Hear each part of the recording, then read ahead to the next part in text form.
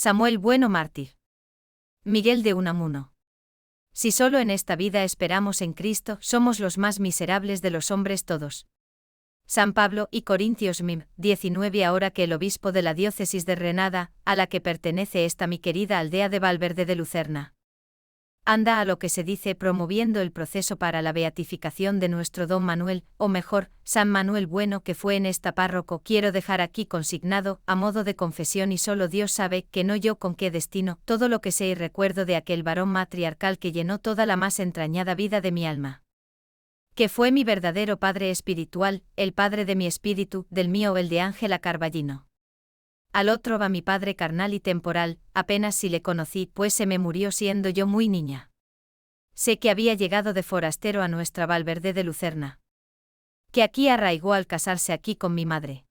Trajo consigo unos cuantos libros, El Quijote, obras de teatro clásico, algunas novelas, historias del Bertoldo, todo revuelto, y de esos libros, los únicos casi que había en toda la aldea, devoré yo en sueños siendo niña. Mi buena madre apenas si me contaba hechos o dichos de mi padre.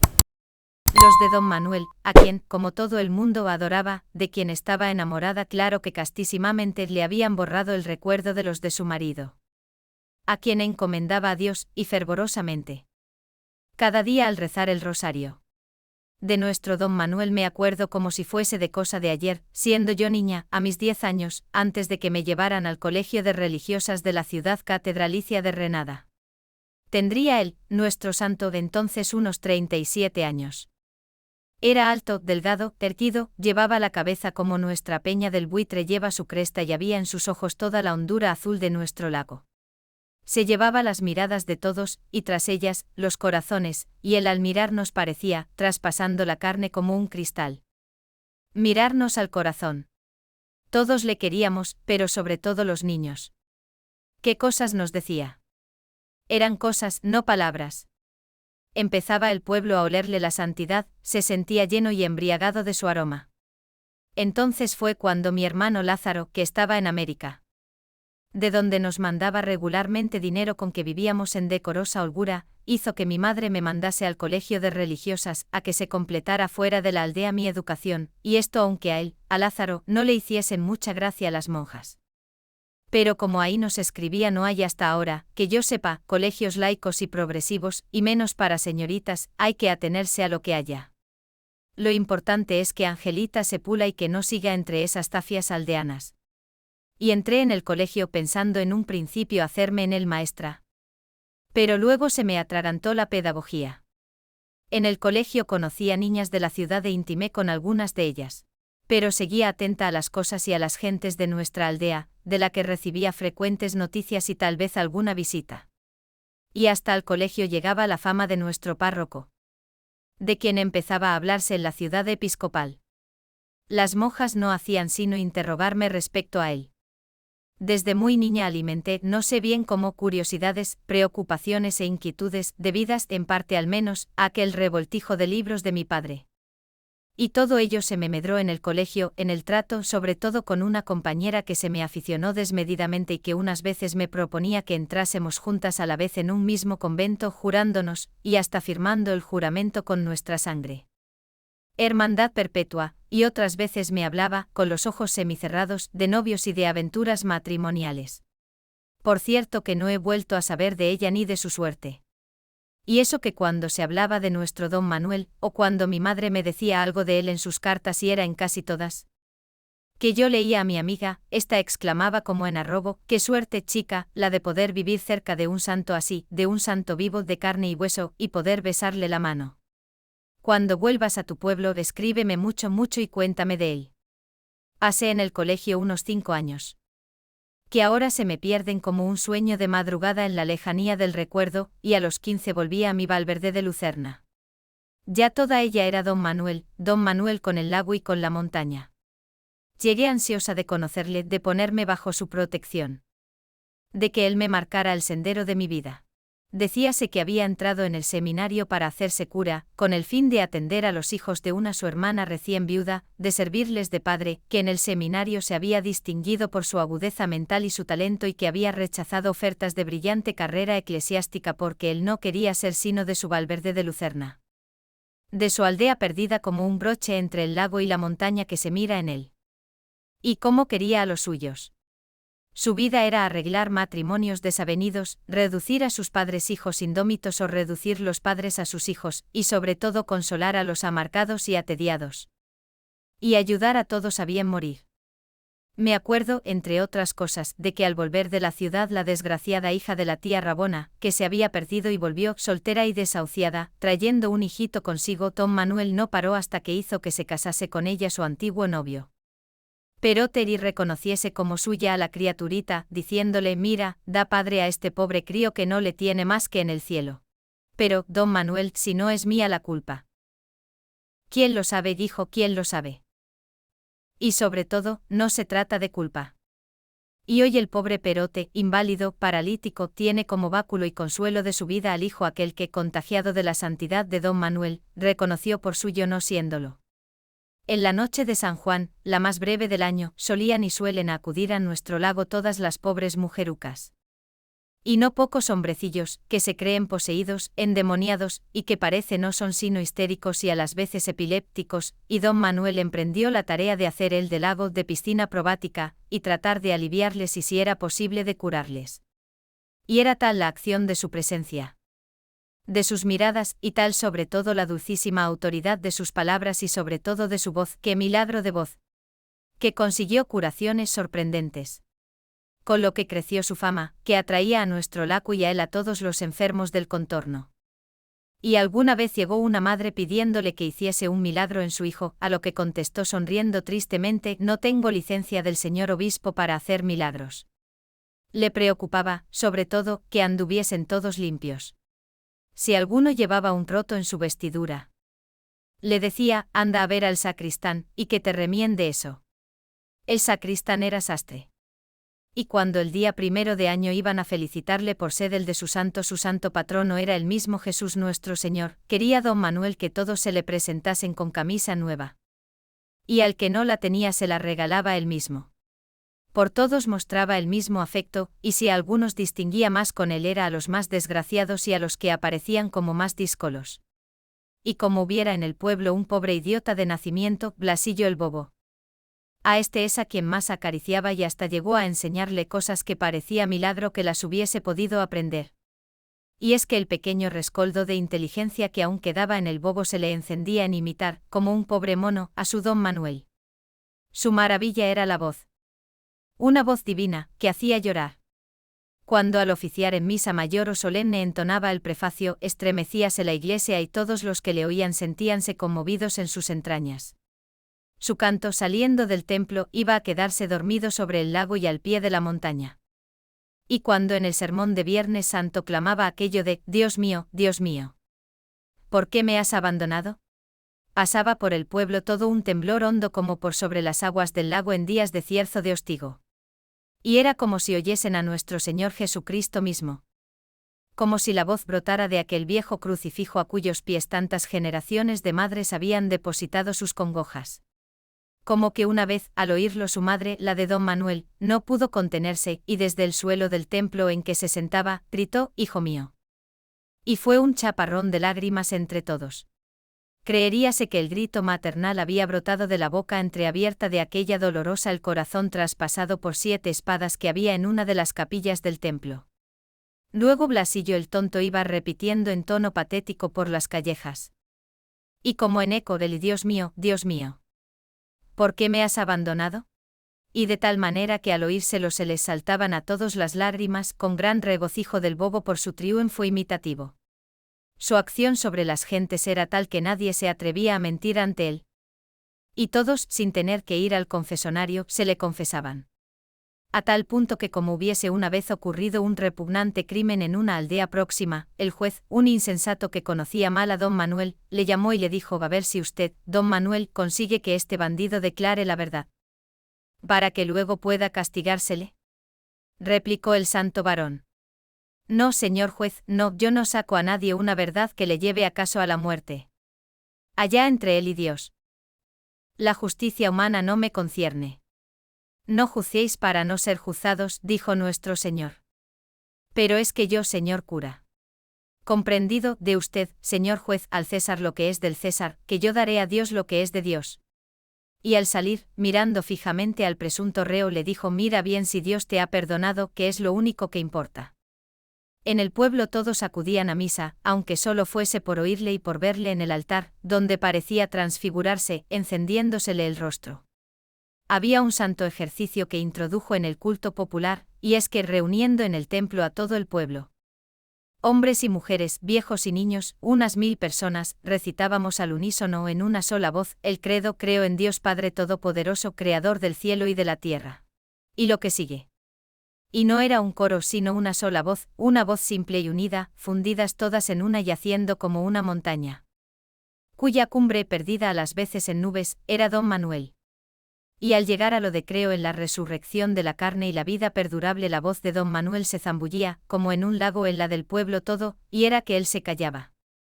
Y yo oía las campanadas de la villa, que se dice aquí que está sumergida en el lecho del lago, campanadas que se dice también se oye en la noche de San Juan, y eran las de la villa sumergida en el lago espiritual de nuestro pueblo. Oía la voz de nuestros muertos que en nosotros resucitaban en la comunión de los santos. Después, al llegar a conocer el secreto de nuestro santo, he comprendido que era como si una caravana en marcha por el desierto, desfallecido el caudillo al acercarse al término de su carrera, le tomaran en hombros los suyos para meter su cuerpo sin vida en la tierra de promisión. Los más no querían morirse sino cogidos de su mano como de un ancla. Jamás en sus sermones se ponía a declamar contra impíos, masones, liberales o herejes. ¿Para qué, si no los había en la aldea? Ni menos contra la mala prensa. En cambio, uno de los más frecuentes temas de sus sermones era contra la mala lengua. Porque él lo disculpaba todo y a todos disculpaba. No quería creer en la mala intención de nadie. La envidia, gustaba repetirla, mantienen los que se empeñan en creerse envidiados, y las más de las persecuciones son efecto más de la manía persecutoria que no de la perseguidora.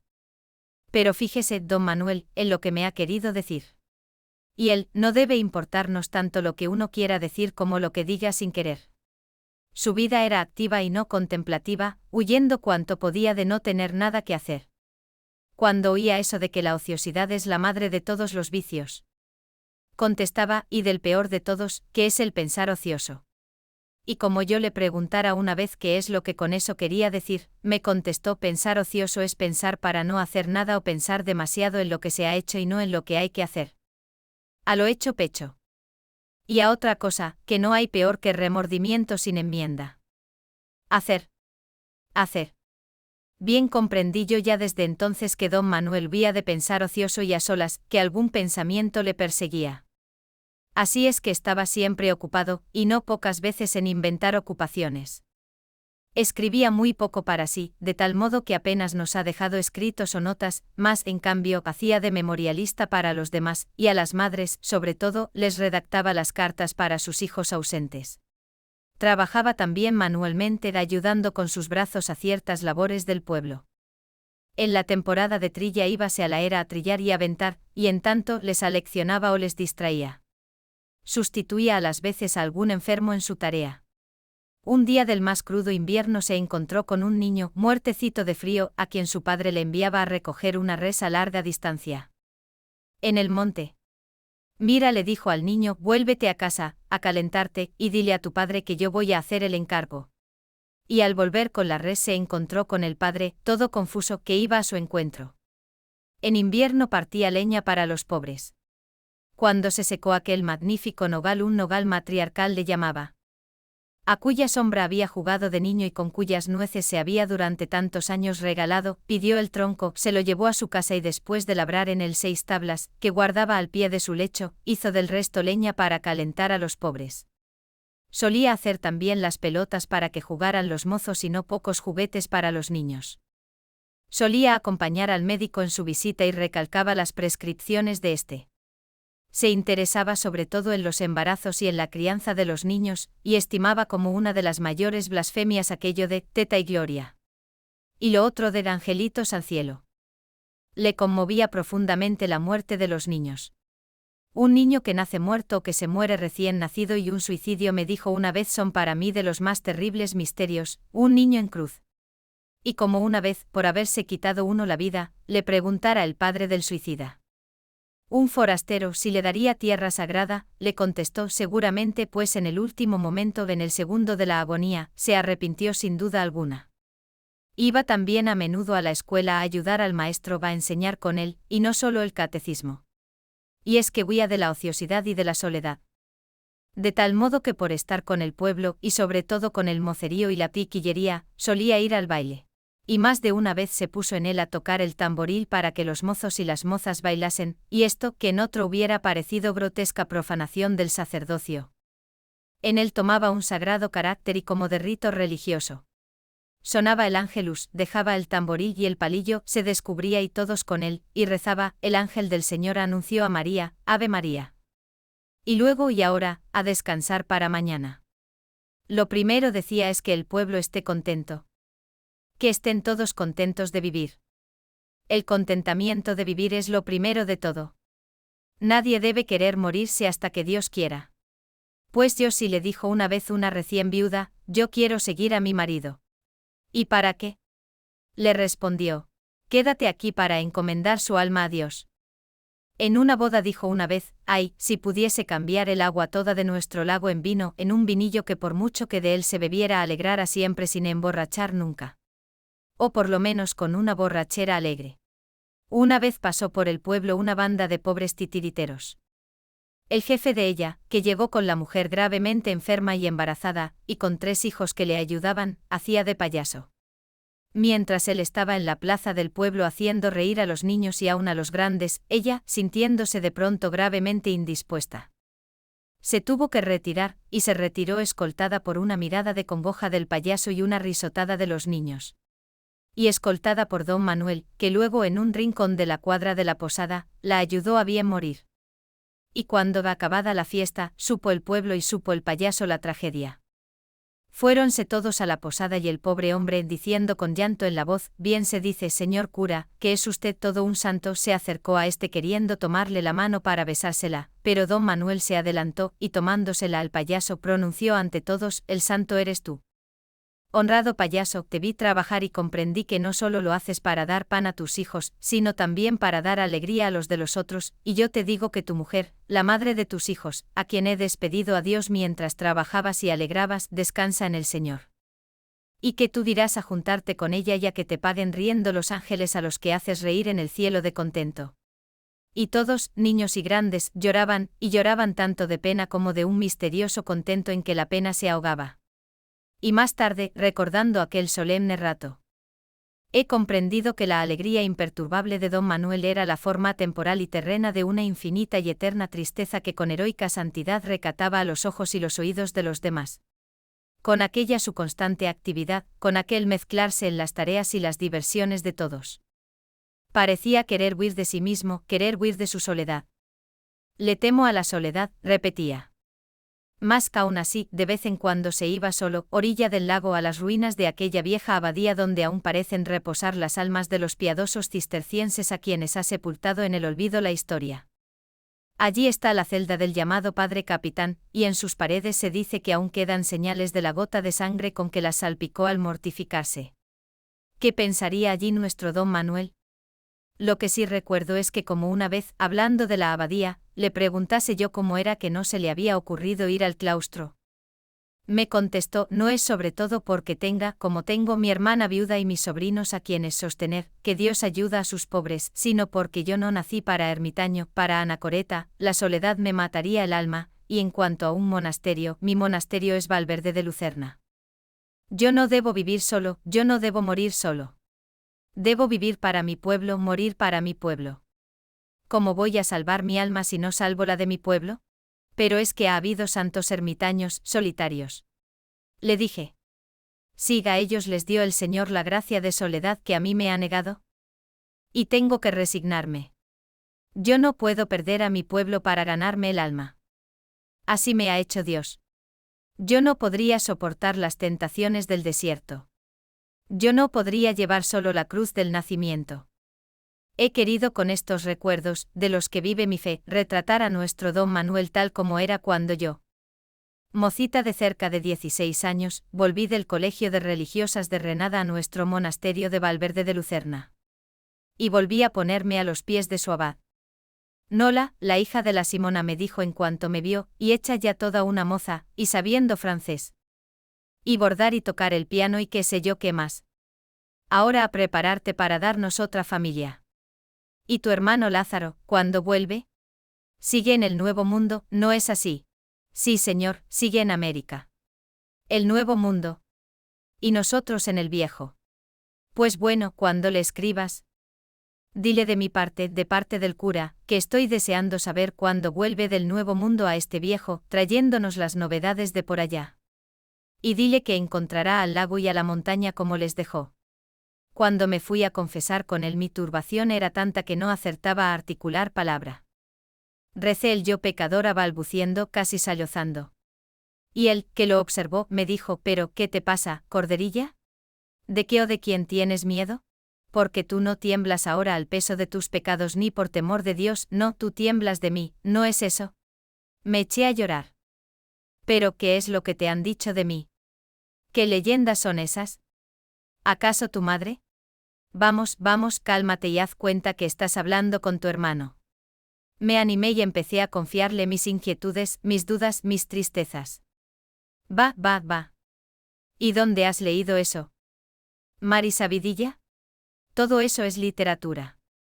No te des demasiado a ella, ni siquiera a Santa Teresa. Y si quieres distraerte, lee el Bertoldo, que leía tu padre. Salí de aquella mi primera confesión con el santo hombre profundamente consolada.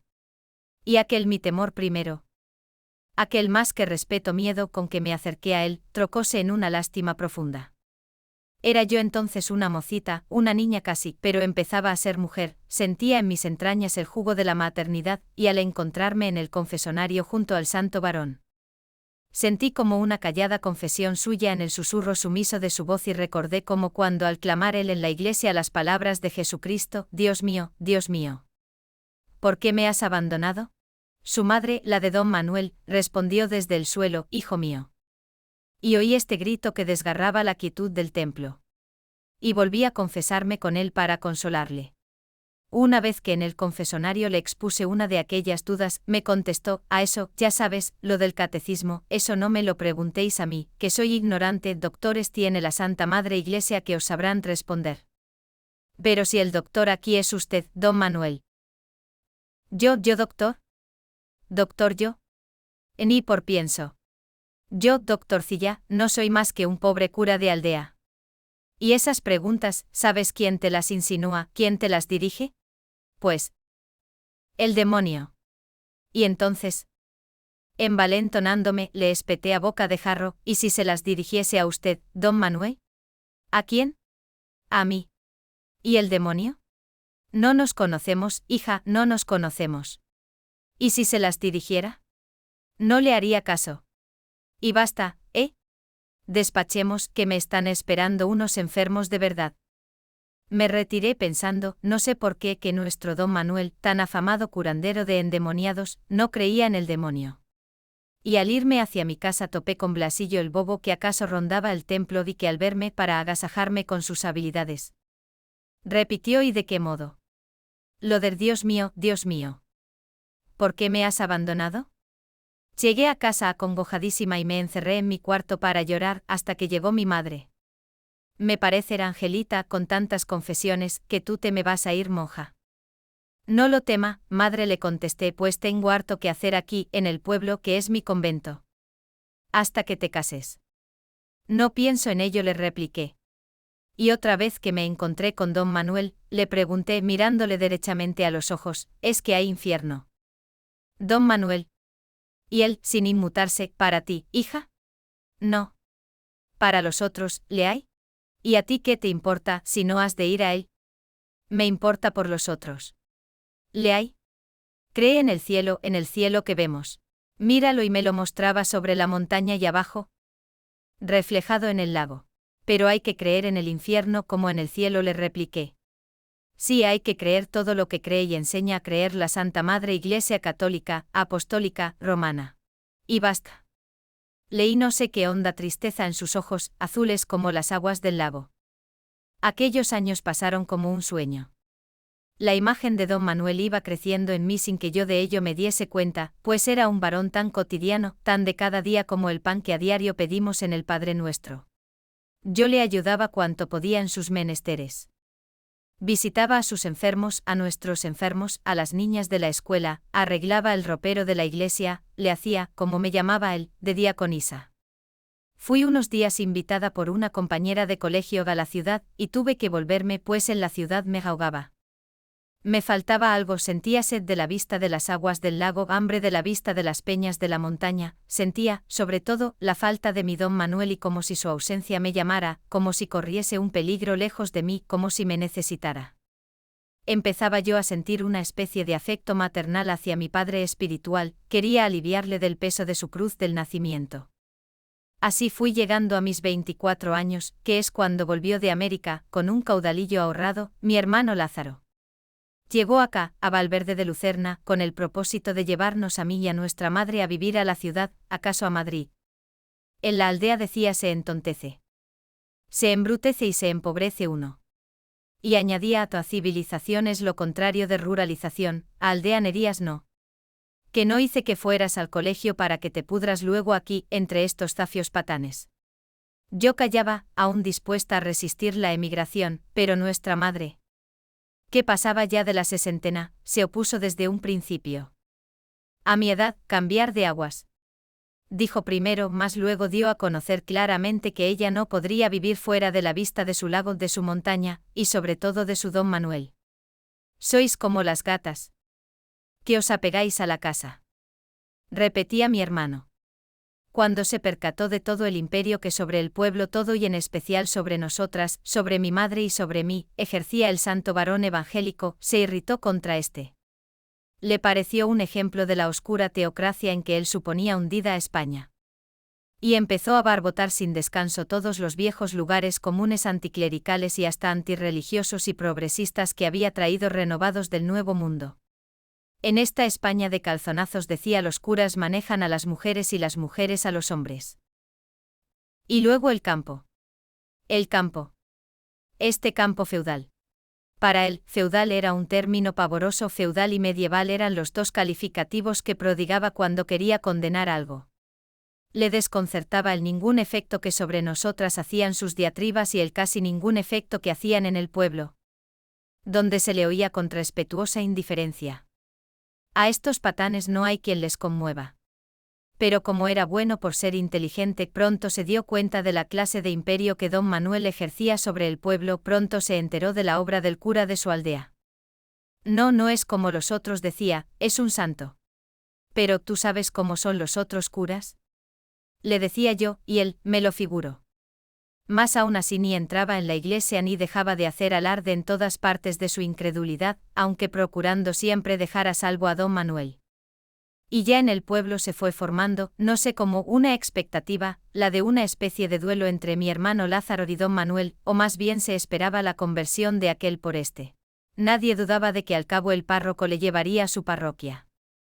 Lázaro, por su parte, ardía en deseos, me lo dijo luego de ir a oír a don Manuel, de verle y oírle en la iglesia, de acercarse a él y con él conversar, de conocer el secreto de aquel su imperio espiritual sobre las almas. Y se hacía de rogar para ello, hasta que al fin, por curiosidad decía, fue a oírle. Sí, esto es otra cosa, me dijo luego de haberle oído, no es como los otros, pero a mí no me la da, es demasiado inteligente para creer todo lo que tiene que enseñar. ¿Pero es que le crees un hipócrita? Le dije. ¿Hipócrita? No. Pero es el oficio del que tiene que vivir. En cuanto a mí, mi hermano se empeñaba en que yo leyese de libros que él trajo y de otros que me incitaba a comprar. ¿Con que tu hermano Lázaro, me decía don Manuel, se empeña en que leas? Pues lee. Hija mía, lee y dale así gusto. Sé que no has de leer sino cosa buena, lea aunque sea novelas. No son mejores las historias que llaman verdaderas. Vale más que leas que no el que te alimentes de chismes y comadrerías del pueblo.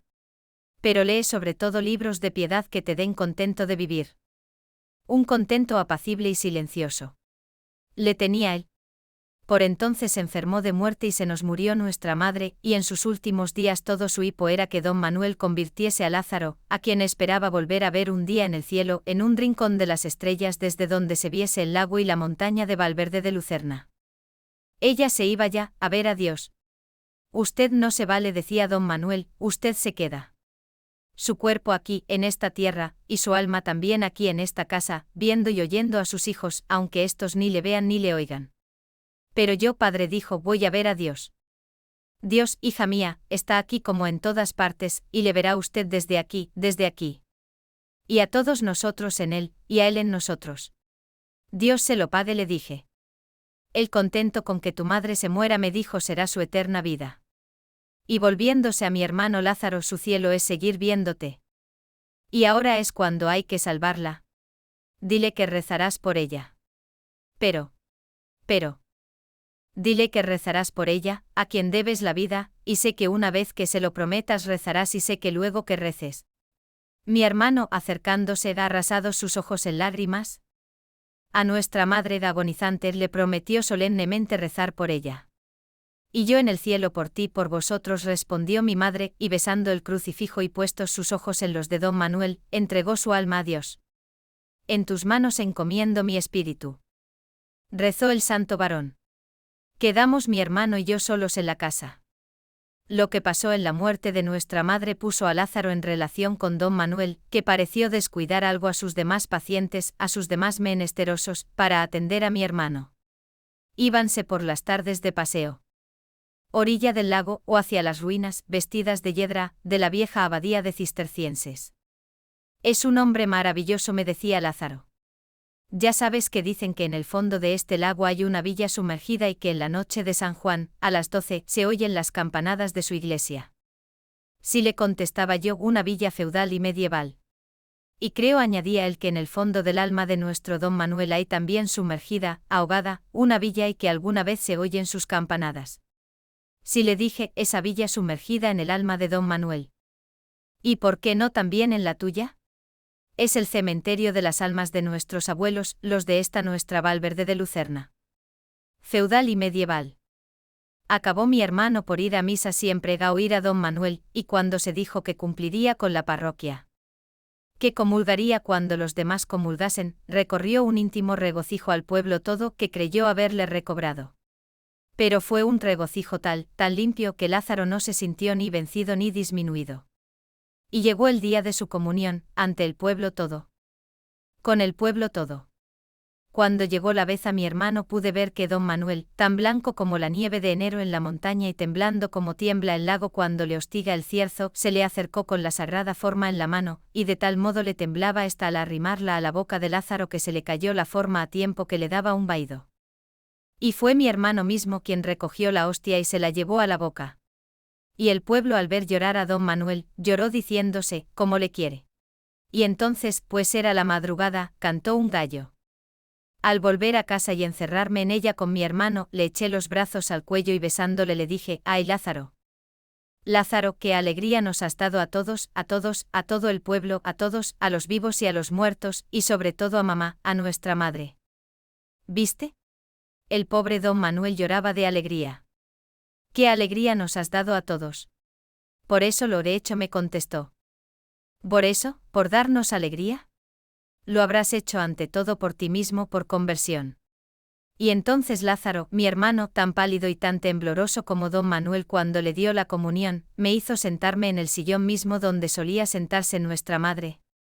Tomó huelgo y luego, como en íntima confesión doméstica y familiar, me dijo, mira, Angelita, ha llegado la hora de decirte la verdad, toda la verdad, y te la voy a decir, porque debo decírtela, porque a ti no puedo, no debo callártela y porque además habrías de adivinarla y a medias. ¿Qué es lo peor, más tarde o más temprano? Y entonces, serena y tranquilamente a media voz, me contó una historia que me sumergió en un lago de tristeza. Cómo don Manuel le había venido trabajando sobre todo en aquellos paseos a las ruinas de la vieja abadía cisterciense. Para que no escandalizase, para que diese buen ejemplo, para que se incorporase a la vida religiosa del pueblo, para que fingiese creer si no creía, para que ocultase sus ideas al respecto más sin intentar siquiera catequizarle, convertirle de otra manera.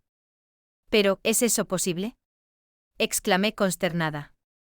Y tan posible, hermana, y tan posible. Y cuando yo le decía, pero es usted, el sacerdote el que me aconseja que finja. El balbuciente, ¿fingir? Fingir no. Eso no es fingir. Toma agua bendita. Que dijo alguien, y acabarás creyendo. Y como yo, mirándole a los ojos, le dijese, ¿y usted celebrando misa ha acabado por creer? Él bajó la mirada al lago y se le llenaron los ojos de lágrimas. Y así es como le arranqué su secreto. Lázaro. Gemí. Y en aquel momento pasó por la calle Blasillo el Bobo, clamando su, Dios mío, ¿por qué me has abandonado? Y Lázaro se estremeció creyendo oír la voz de don Manuel, ¿acaso la de nuestro Señor Jesucristo? Entonces prosiguió mi hermano, comprendí sus móviles, y con esto comprendí su santidad, porque es un santo. Hermana, todo un santo. No trataba al emprender ganarme para su santa causa porque es una causa santa, santísima, arrogarse un triunfo, sino que lo hacía por la paz, por la felicidad, por la ilusión si quieres, de los que le están encomendados. Comprendí que si les engañas y si es que esto es engaño no es por medrar. Me rendí a sus razones, y he aquí mi conversión. Y no me olvidaré jamás del día en que diciéndole yo, pero, don Manuel, la verdad ante todo, él, temblando, me susurró al oído y eso que estábamos solos en medio del campo, ¿la verdad? ¿La verdad? Lázaro, ¿es acaso algo terrible, algo intolerable, algo mortal? La gente sencilla no podría vivir con ella. ¿Y por qué me la deja entrever ahora aquí como en confesión? Le dije. Y él, porque si no, me atormentaría tanto que acabaría gritándola en medio de la plaza. Y eso jamás. Yo estoy para hacer vivir a las almas de mis feligreses, para hacerles felices, para hacerles que se sueñen inmortales y no para matarles. Lo que aquí hace falta es que vivan sanamente, que vivan en unanimidad de sentido, y con la verdad. Con mi verdad, no vivirían. Que vivan. Y esto hace la Iglesia, hacerles vivir. ¿Religión verdadera? Todas las religiones son verdaderas en cuanto hacen vivir espiritualmente a los pueblos que las profesan, en cuanto les consuelan de haber tenido que nacer para morir. Y para cada pueblo la religión más verdadera es la suya, la que le ha hecho. ¿Y la mía? La mía es consolarme en consolar a los demás, aunque el consuelo que les doy no sea el mío. Jamás olvidaré estas sus palabras. Pero esa comunión tuya ha sido un sacrilegio. Me atreví a insinuar, arrepintiéndome al punto de haberlo insinuado. ¿Sacrilegio? ¿Y el que me la dio? ¿Y sus misas? ¡Qué martirio! Exclamé, y ahora añadió mi hermano, hay otro más para consolar al pueblo. ¿Para engañarle? Le dije. Para engañarle, no me replicó. Sino para corroborarle en su fe. Y él, el pueblo, dije, ¿cree de veras? ¿Qué sé yo? Cree sin querer, por hábito, por tradición. Y lo que hace falta es no despertarle.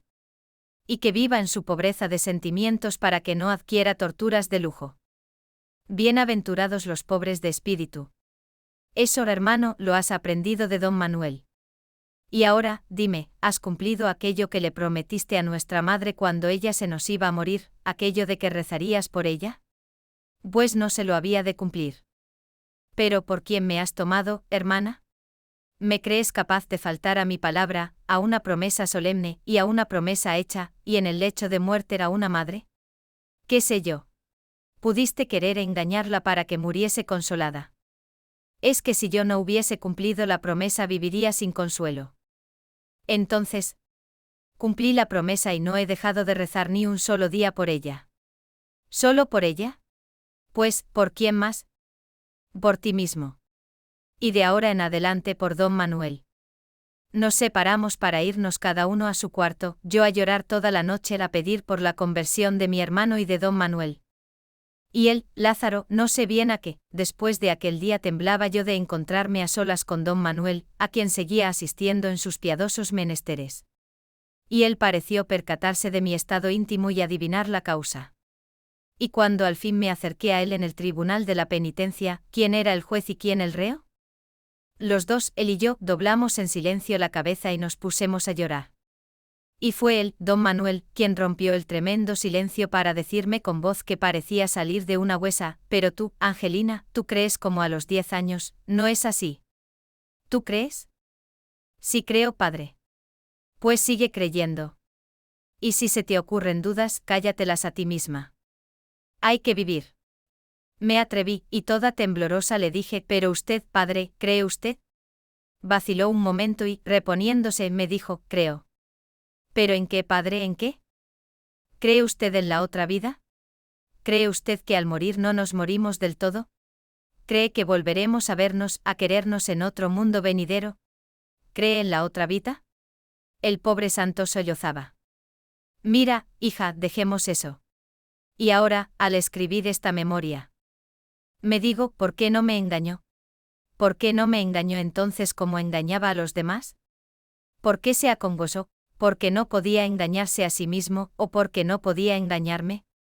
Y quiero creer que se acongojaba porque no podía engañarse para engañarme. Y ahora añadió: reza por mí, por tu hermano, por ti misma, por todos. Hay que vivir. Y hay que dar vida. Y después de una pausa: ¿y por qué no te casas, Angelina? Ya sabe usted, padre mío, por qué. Pero no, no, tienes que casarte. Entre Lázaro y yo te buscaremos un novio. Porque a ti te conviene casarte para que se te curen esas preocupaciones. ¿Preocupaciones, don Manuel? Yo sé bien lo que me digo. Y no te acongojes demasiado por los demás, que harto tiene cada cual con tener que responder de sí mismo. Y que sea usted, don Manuel, el que me diga eso. Que sea usted el que me aconseje que me case para responder de mí y no acuitarme por los demás. Que sea usted. Tienes razón, Angelina, no sé ya lo que me digo, no sé ya lo que me digo desde que estoy confesándome contigo. Y sí, hay que vivir, hay que vivir. Y cuando yo iba a levantarme para salir del templo me dijo: ¿y ahora, Angelina, en nombre del pueblo, me absuelves? Me sentí como penetrada de un misterioso sacerdocio, y le dije: ¿en nombre de Dios Padre, Hijo y Espíritu Santo? Le absuelvo, padre. Y salimos de la iglesia, y al salir se me estremecían las entrañas maternales. Mi hermano, puesto ya del todo al servicio de la obra de don Manuel, era su más asiduo colaborador y compañero. Les anudaba, además del común secreto. Le acompañaba en sus visitas a los enfermos, a las escuelas, y ponía su dinero a disposición del santo varón. Y poco faltó para que no aprendiera a ayudarle a misa. Y iba entrando cada vez más en el alma insondable de don Manuel. ¡Qué hombre!, me decía. Mira, ayer, paseando a orillas del lago, me dijo: he aquí mi tentación mayor. Y como yo le interrogase con la mirada, añadió: mi pobre padre, que murió de cerca de 90 años, se pasó la vida, según me lo confesó él mismo, torturado por la tentación del suicidio que le venía, no recordaba desde cuándo, de nación, decía, y defendiéndose de ella. Y esa defensa fue su vida. Para no sucumbir a tal tentación extremaba los cuidados por conservar la vida. Me contó escenas terribles. Me parecía como una locura. Y yo la he heredado. Y cómo me llama esa agua que con su aparente quietud la corriente va por dentro, espeja al cielo. Mi vida, Lázaro, es una especie de suicidio continuo, un combate contra el suicidio que es igual, pero que vivan ellos, que vivan los nuestros. Y luego añadió: aquí se remansa el río en lago para luego, bajando a la meseta, precipitarse en cascadas, saltos y torrenteras por las hoces y encañadas, junto a la ciudad, y así se remansa la vida, aquí en la aldea. Pero la tentación del suicidio es mayor aquí, junto al remanso que espeja de noche las estrellas, que no junto a las cascadas que dan miedo. Mira, Lázaro, he asistido a bien morir a pobres aldeanos, ignorantes, analfabetos, que apenas si habían salido de la aldea, y he podido saber de sus labios, y cuando no adivinarlo, la verdadera causa de su enfermedad de muerte, y he podido mirar, allí, a la cabecera de su lecho de muerte, toda la negrura de la sima del tedio de vivir. 1000 veces peor que el hambre. Sigamos, pues, Lázaro, suicidándonos en nuestra obra y en nuestro pueblo, y que sueñe su vida como el lago sueña el cielo. Otra vez me decía también mi hermano: cuando volvíamos acá, vimos una zagala, una cabrera, que niesta sobre un picacho de la falda de la montaña. A la vista del lago estaba cantando con una voz más fresca que las aguas de este. Don Manuel me detuvo y señalándome la dijo: mira, parece como si se hubiera acabado el tiempo, como si esa zagala hubiese estado ahí siempre, y como está, y cantando como está. Y como si hubiera de seguir estando así siempre, como estuvo cuando empezó mi conciencia, como estará cuando se me acabe. Esa zagala forma parte con las rocas, las nubes, los árboles, las aguas, de la naturaleza y no de la historia. ¿Cómo siente, cómo anima don Manuel a la naturaleza? Nunca olvidaré el día de la nevada en que me dijo: ¿has visto, Lázaro, misterio mayor que el de la nieve cayendo en el lago y muriendo en él mientras cubre con su toca a la montaña? Don Manuel tenía que contener a mi hermano en su celo y en su inexperiencia de neófito. Y como supiese que éste andaba predicando contra ciertas supersticiones populares, hubo de decirle: déjalos. Es tan difícil hacerles comprender dónde acaba la creencia ortodoxa y dónde empieza la superstición. Y más para nosotros. Déjalos, pues, mientras se consuelen. Vale más que lo crean todo, aun cosas contradictorias entre sí, a no que no crean nada. Eso de que el que cree demasiado acaba por no creer nada. Es cosa de protestantes. No protestemos. La protesta mata el contento. Una noche de plenilunio, me contaba también mi hermano, volvían a la aldea por la orilla del lago, a cuya sobreazrizaba entonces la brisa montañesa y en el rizo cabrilleaban las razas de la luna llena. Y don Manuel le dijo a Lázaro: mira, el agua está rezando la letanía y ahora dice: Anua caeli, ora pro nobis, puerta del cielo, ruega por nosotros. Y cayeron temblando de sus pestañas a la hierba del suelo dos huideras lágrimas en que también, como en rocío, se bañó temblorosa la lumbre de la luna llena. Iba corriendo el tiempo y observábamos mi hermano y yo que las fuerzas de don Manuel empezaban a decaer, que ya no lograba contener del todo la insondable tristeza que le consumía, que acaso una enfermedad traidora le iba minando el cuerpo y el alma. Y Lázaro, acaso para distraerle más, le propuso si no estaría bien que fundasen en la iglesia algo así como un sindicato católico agrario. ¿Sindicato?, respondió tristemente don Manuel. ¿Sindicato? ¿Y qué es eso? Yo no conozco más sindicato que la iglesia. Y ya sabes aquello de mi reino no es de este mundo. Nuestro reino, Lázaro, no es de este mundo. ¿Y del otro? Don Manuel bajó la cabeza: el otro, Lázaro, está aquí también, porque hay dos reinos en este mundo, o mejor, el otro mundo. Vamos, que no sé lo que me digo.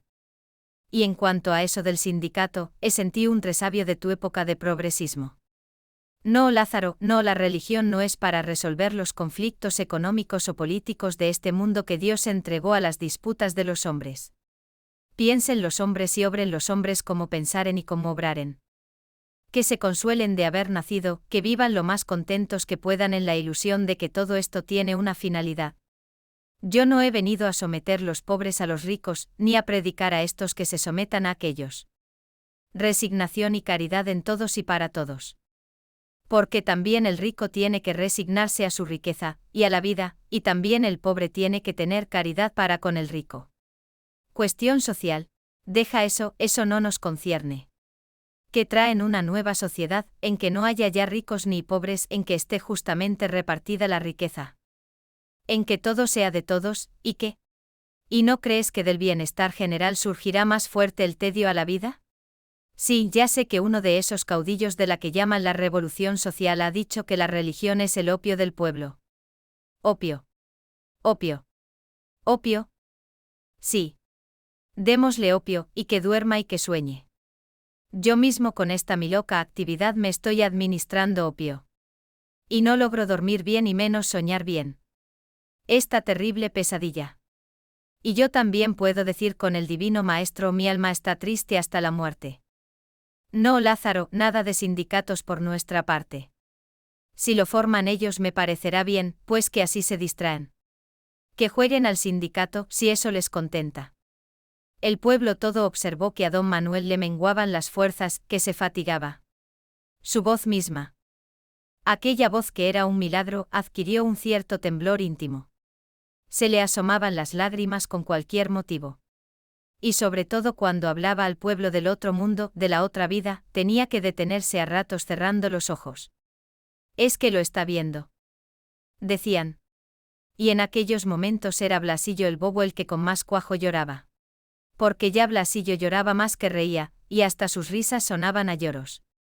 Al llegar la última semana de pasión que con nosotros, en nuestro mundo, en nuestra aldea celebró don Manuel, el pueblo todo presintió el fin de la tragedia. ¿Y cómo sonó entonces aquel, Dios mío, ¿por qué me has abandonado? El último que en público sollozó don Manuel. Y cuando dijo lo del divino maestro al buen bandolero, todos los bandoleros son buenos. Solía decir nuestro don Manuel, aquello de mañana estarás conmigo en el paraíso. Y la última comunión general que repartió nuestro santo, cuando llegó a dársela a mi hermano, esta vez con mano segura, después del litúrgico Invita Maeteman, se le inclinó al oído y le dijo, no hay más vida eterna que esta. Que la sueñen eterna. Eterna de unos pocos años. Y cuando me la dio a mí me dijo, reza, hija mía, reza por nosotros. Y luego algo tan extraordinario que lo llevo en el corazón como el más grande misterio, y fue que me dijo con voz que parecía de otro mundo. Y reza también por nuestro Señor Jesucristo. Me levanté sin fuerzas y como sonámbula. Y todo en torno me pareció un sueño. Y pensé, habré de rezar también por el lago y por la montaña. Y luego, ¿es que estaré endemoniada? Y en casa ya, cogí el crucifijo con el cual en las manos había entregado a Dios su alma mi madre. Y mirándolo a través de mis lágrimas y recordándole, Dios mío, ¿por qué me has abandonado? De nuestros dos Cristos, el de esta tierra y el de esta aldea, recé, hágase tu voluntad, así en la tierra como en el cielo, primero y después, y no nos dejes caer en la tentación. Amén.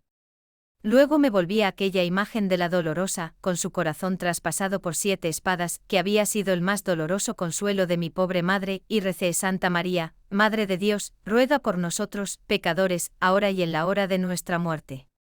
Amén. Y apenas lo había rezado cuando me dije, ¿pecadores? ¿En nosotros pecadores? ¿Y cuál es nuestro pecado, cuál?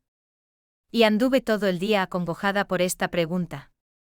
Al día siguiente acudí a don Manuel, que iba adquiriendo una solemnidad de religioso ocaso. Y le dije, recuerda, padre mío, cuando hace ya años, al dirigirle yo una pregunta me contestó, eso no me lo preguntéis a mí, que soy ignorante, doctores tiene la Santa Madre Iglesia que os sabrán responder. Que si me acuerdo. Y me acuerdo que te dije que esas eran preguntas que te dictaba el demonio. Pues bien, padre, hoy vuelvo yo la endemoniada, a dirigirle otra pregunta que me dicta mi demonio de la guarda. Pregunta. Ayer, al darme de comulgar, me pidió que rezara por todos nosotros y hasta por. Bien, cállalo y sigue. Llegué a casa y me puse a rezar. Y al llegar a aquello de ruega por nosotros, pecadores, ahora y en la hora de nuestra muerte, una voz íntima me dijo, ¿pecadores? ¿Pecadores nosotros? ¿Y cuál es nuestro pecado? ¿Cuál es nuestro pecado, padre? ¿Cuál? Me respondió. Ya lo dijo un gran doctor de la Iglesia Católica Apostólica Española. Ya lo dijo el gran doctor de la vida es sueño, ya dijo que el delito mayor del hombre es haber nacido. Ese es, hija, nuestro pecado, el de haber nacido. ¿Y se cura, padre? Vete y vuelve a rezar. Vuelve a rezar por nosotros, pecadores, ahora y en la hora de nuestra muerte. Sí, al fin se cura el sueño. Al fin se cura la vida. Al fin se acaba la cruz del nacimiento. Y como dijo Calderón, el hacer bien y el engañar bien, ni aun en sueño se pierde. Y la hora de su muerte llegó por fin. Todo el pueblo la veía llegar. Y fue su más grande lección. No quiso morirse ni solo ni ocioso. Se murió predicando al pueblo en el templo. Primero, antes de mandar que le llevasen a él, pues no podía ya moverse por la perlesía, nos llamó a su casa a Lázaro y a mí. Y allí, los 3 a solas. Nos dijo, huid, cuidad de estas pobres ovejas, que se consuelen de vivir, que crean lo que yo no he podido creer. Y tú, Lázaro, cuando hayas de morir, muere como yo, como morirá nuestra Ángela, en el seno de la Santa Madre Católica Apostólica Romana, de la Santa Madre Iglesia de Valverde de Lucerna. Bien entendido. Y hasta nunca más ver, pues se acaba este sueño de la vida. Padre, padre. Gemí yo. No te aflijas, Ángela, y sigue rezando por todos los pecadores, por todos los nacidos. Y que sueñen, que sueñen. Qué ganas tengo de dormir, dormir. Dormir sin fin, dormir por toda una eternidad y sin soñar. O olvidando el sueño. Cuando me entierren, que sea en una caja hecha con aquellas 6 tablas que tallé del viejo nogal, pobrecito. A cuya sombra jugué de niño cuando empezaba a soñar. Y entonces sí que creía en la vida perdurable. Es decir, me figuro ahora que creía entonces. Para un niño creer no es más que soñar. Y para un pueblo. Esas 6 tablas que tallé con mis propias manos, las encontraréis al pie de mi cama. Le dio un ahogo y, repuesto de él, prosiguió, recordaréis que cuando rezábamos todos en uno. En unanimidad de sentido, hechos pueblo el credo, al llegar al final yo me callaba. Cuando los israelitas iban llegando al fin de su peregrinación por el desierto, el Señor les dijo a Aarón y a Moisés que por no haberle creído no meterían a su pueblo en la tierra prometida. Y les hizo subir al monte de Hor, donde Moisés hizo desnudar a Aarón, que allí murió, y luego subió Moisés desde las llanuras de Moab al monte Nebo a la cumbre de Fasca, enfrente de Jericó, y el Señor le mostró toda la tierra prometida a su pueblo, pero diciéndole a él, no pasarás allá. Y allí murió Moisés y nadie supo su sepultura. Y dejó por caudillo a Josué. Sé tú, Lázaro, mi Josué, y si puedes detener el sol, deténle, y no te importe del progreso. Como Moisés, he conocido al Señor, nuestro Supremo en sueño cara a cara, y ya sabes que dice la Escritura que el que le ve la cara a Dios. Que el que le ve al sueño los ojos de la cara con que nos mira, se muere sin remedio y para siempre. Que no le vea, pues, la cara a Dios nuestro pueblo mientras viva, que después de muerto ya no hay cuidado, pues no verá nada. Padre, Padre, Padre. Volví a gemir. Y él, tú, Ángela, reza siempre, sigue rezando para que los pecadores todos sueñen hasta morir la resurrección de la carne y la vida perdurable. Yo esperaba y quién sabe. Cuando le dio otro ahogo a don Manuel. Y ahora añadió. Ahora, en la hora de mi muerte, es hora de que hagáis que se me lleve en este mismo sillón, a la iglesia para despedirme allí de mi pueblo que me espera. Se le llevó a la iglesia y se le puso en el sillón, en el presbiterio, al pie del altar. Tenía entre sus manos un crucifijo. Mi hermano y yo nos pusimos junto a él, pero fue Blasillo el bobo quien más se arrimó. Quería coger de la mano a don Manuel, besársela. Y como algunos trataran de impedírselo, don Manuel les reprendió diciéndoles, dejadle que se me acerque. Ven, Blasillo. Dame la mano. El bobo lloraba de alegría. Y luego don Manuel dijo muy pocas palabras, hijos míos, pues apenas me siento con fuerza sino para morir. Y nada nuevo tengo que deciros. Ya os lo dije todo. Vivid en paz y contentos y esperando que todos nos veamos un día en la Valverde de Lucerna que hay allí. Entre las estrellas de la noche que se reflejan en el lago sobre la montaña. Y rezad, rezad a María Santísima, rezad a nuestro Señor. Sed buenos, que esto basta. Perdonadme el mal que haya podido haceros sin quererlo y sin saberlo. Y ahora, después de que os dé mi bendición. Rezad todos a una el Padre Nuestro, el Ave María, la Salve, y por último el Credo. Luego con el crucifijo que tenía en la mano dio la bendición al pueblo, llorando las mujeres y los niños y no pocos hombres, y enseguida empezaron las oraciones, que don Manuel oía en silencio y cogido de la mano por Blasillo. Que al son del ruego se iba durmiendo.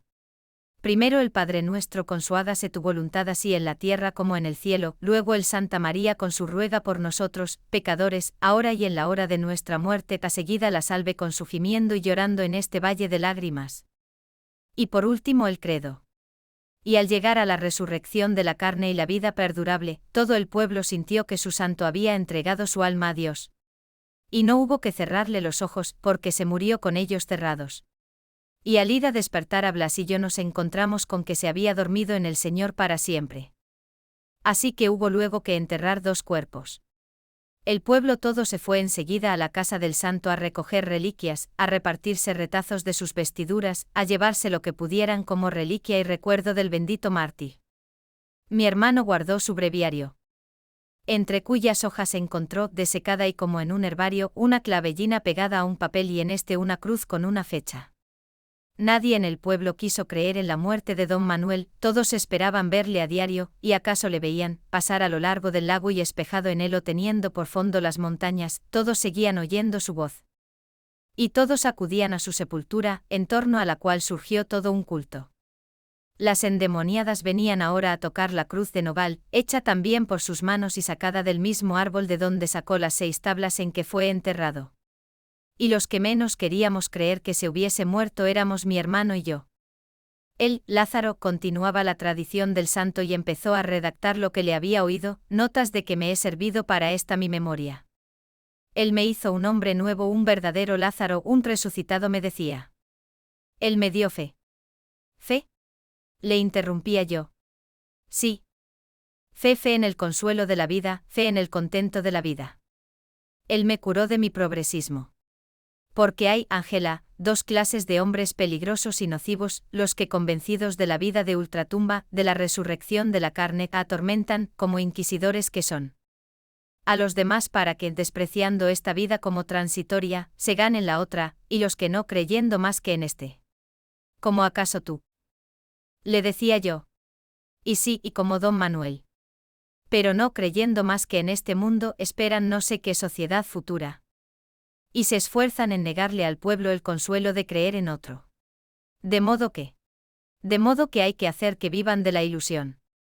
El pobre cura que llegó a sustituir a don Manuel en el curato entró en Valverde de Lucerna abrumado por el recuerdo del santo y se entregó a mi hermano y a mí para que le guiásemos. No quería sino seguir las huellas del santo. Y mi hermano le decía, poca teología, poca teología, religión, religión. Y yo al oírselo me sonreía pensando si es que no era también teología lo nuestro.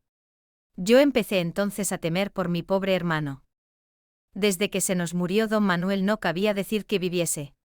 Visitaba a diario su tumba y se pasaba horas muertas contemplando el lago. Sentía morriña de la paz verdadera. No mires tanto al lago, le decía yo. No, hermana, no temas. Es otro el lago que me llama, es otra la montaña. No puedo vivir sin él. ¿Y el contento de vivir, Lázaro, el contento de vivir? Eso para otros pecadores, no para nosotros, que le hemos visto la cara a Dios, a quienes nos ha mirado con sus ojos el sueño de la vida. ¿Qué, te preparas a ir a ver a don Manuel? No, hermana, no ahora y aquí en casa, entre nosotros solos, toda la verdad por amarga que sea, amarga como el mar a que van a parar las aguas de este dulce lago, toda la verdad para ti, que estás abroquelada contra ella. No, Lázaro, esa no es la verdad. La mía, sí. La tuya, pero ¿y la de? También la de él. Ahora no, Lázaro, ahora no. Ahora cree otra cosa, ahora cree. Mira, Ángela, una de las veces en que al decirme don Manuel que hay cosas que aunque se las diga uno a sí mismo debe callárselas a los demás. Le repliqué que me decía eso por decírselas a él, esas mismas, a sí mismo, y acabó confesándome que creía que más de uno de los más grandes santos, acaso el mayor, había muerto sin creer en la otra vida. ¿Es posible? Y tan posible. Y ahora, hermana, cuida que no sospechen siquiera aquí. En el pueblo nuestro secreto. ¿Sospecharlo? Le dije. Si intentase por locura explicárselo, no lo entenderían. El pueblo no entiende de palabras, el pueblo no ha entendido más que vuestras obras. Querer exponerles eso sería como leer a unos niños de 8 años unas páginas de Santo Tomás de Aquino. El latín. Bueno, pues cuando yo me vaya, reza por mí y por él y por todos. Y por fin le llegó también su hora. Una enfermedad que iba minando su robusta naturaleza pareció exacerbársele con la muerte de don Manuel. No siento tanto tener que morir, me decía en sus últimos días. Como que conmigo se muere otro pedazo del alma de don Manuel. Pero lo demás de él vivirá contigo. Hasta que un día hasta los muertos nos moriremos del todo. Cuando se hallaba agonizando entraron, como se acostumbra en nuestras aldeas, los del pueblo a verle agonizar. Y encomendaban su alma a don Manuel, a San Manuel Bueno el mártir. Mi hermano no les dijo nada, no tenía ya nada que decirles, les dejaba dicho todo lo que queda dicho. Era otra laña más entre las 2 Valverdes de Lucerna, la del fondo del lago y la que en su sobriedad se mira, era ya uno de nuestros muertos de vida. Uno también, a su modo, de nuestros santos. Quedé más que desolada, pero en mi pueblo y con mi pueblo. Y ahora, al haber perdido a mi San Manuel, al padre de mi alma, y a mi Lázaro, mi hermano aún más que carnal, espiritual, ahora es cuando me doy cuenta de que he envejecido y de cómo he envejecido. ¿Pero ves que los he perdido? ¿Es que he envejecido? ¿Es que me acerco a mi muerte? Hay que vivir. Y Él me enseñó a vivir, Él nos enseñó a vivir, a sentir la vida, a sentir el sentido de la vida, a sumergirnos en el alma de la montaña, en el alma del lago, en el alma del pueblo de la aldea, a perdernos en ellas para quedar en ellas. Él me enseñó con su vida a perderme en la vida del pueblo de mi aldea, y no sentía yo más pasar las horas, y los días y los años, que no sentía pasar el agua del lago. Me parecía como si mi vida hubiese de ser siempre igual. No me sentía envejecer. No vivía yo ya en mí, sino que vivía en mi pueblo y mi pueblo vivía en mí. Yo quería decir lo que ellos, los míos, decían sin querer. Salía a la calle, que era la carretera, y como conocía a todos, vivía en ellos y me olvidaba de mí.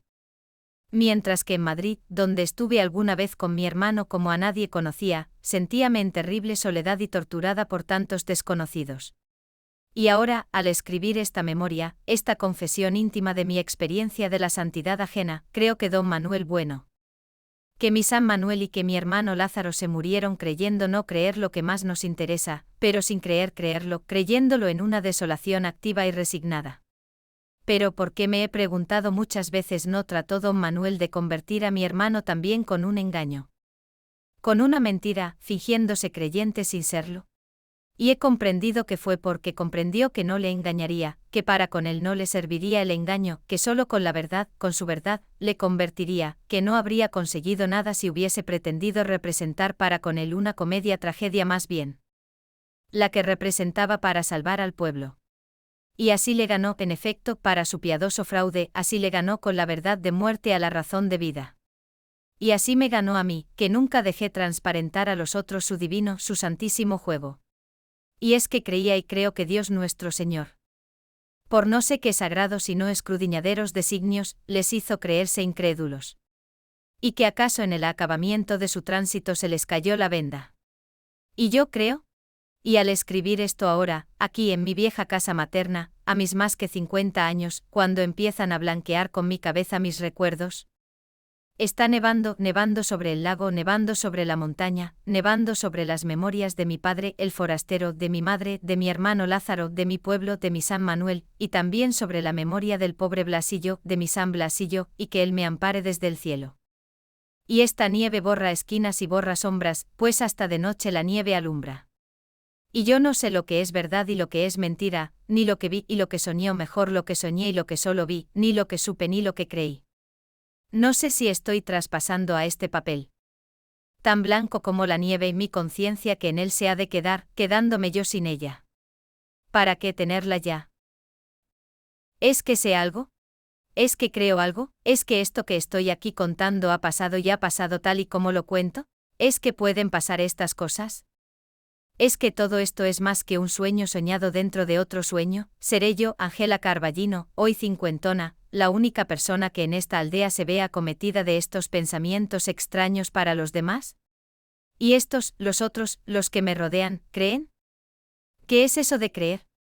Por lo menos, viven. Y ahora creen en San Manuel Bueno, mártir, que sin esperar inmortalidad les mantuvo en la esperanza de ella.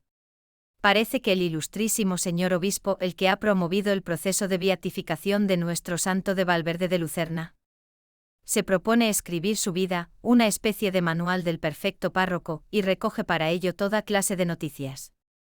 A mí me las ha pedido con insistencia, ha tenido entrevistas conmigo, le he dado toda clase de datos, pero me he callado siempre el secreto trágico de don Manuel y de mi hermano. Y es curioso que él no lo haya sospechado. Y confío en que no llegue a su conocimiento todo lo que en esta memoria dejo consignado. Les temo a las autoridades de la tierra, a las autoridades temporales, aunque sean las de la Iglesia. Pero aquí queda esto. Y sea de su suerte lo que fuere.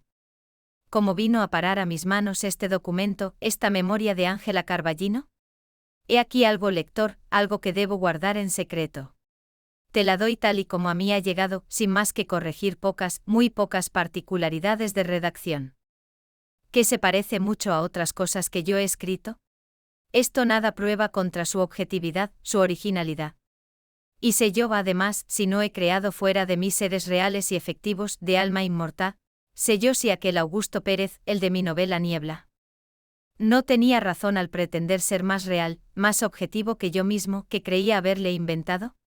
De la realidad de este San Manuel Bueno mártir, tal como me la ha revelado su discípula e hija espiritual Ángela Carballino, de esta realidad no se me ocurre dudar.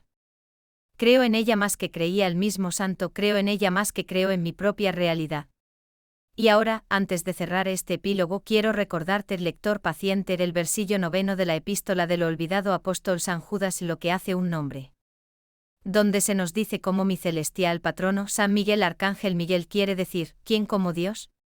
Y Arcángel, archimensajero, disputó con el diablo. Diablo quiere decir acusador, fiscal por el cuerpo de Moisés, y no toleró que se lo llevase en juicio de maldición.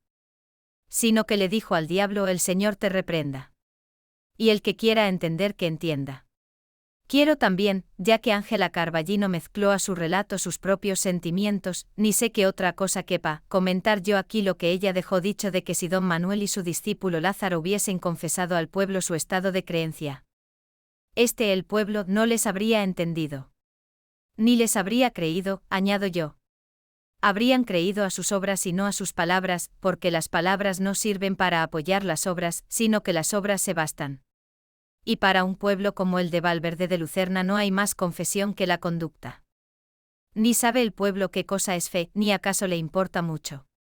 Bien sé que en lo que se cuenta en este relato, si se quiere novelesco, y la novela es la más íntima historia, la más verdadera, por lo que no me explico que haya quien se indigne de que se llame novela al Evangelio. Lo que es elevarle, en realidad, sobre un cronicón cualquiera. Bien sé que en lo que se cuenta en este relato no pasa nada, mas espero que sea porque en ello todo se queda, como se quedan los lagos y las montañas y las santas almas sencillas asentadas más allá de la fe y de la desesperación. Que en ellos, en los lagos y las montañas, fuera de la historia, en divina novela, se cobijaron. Fin.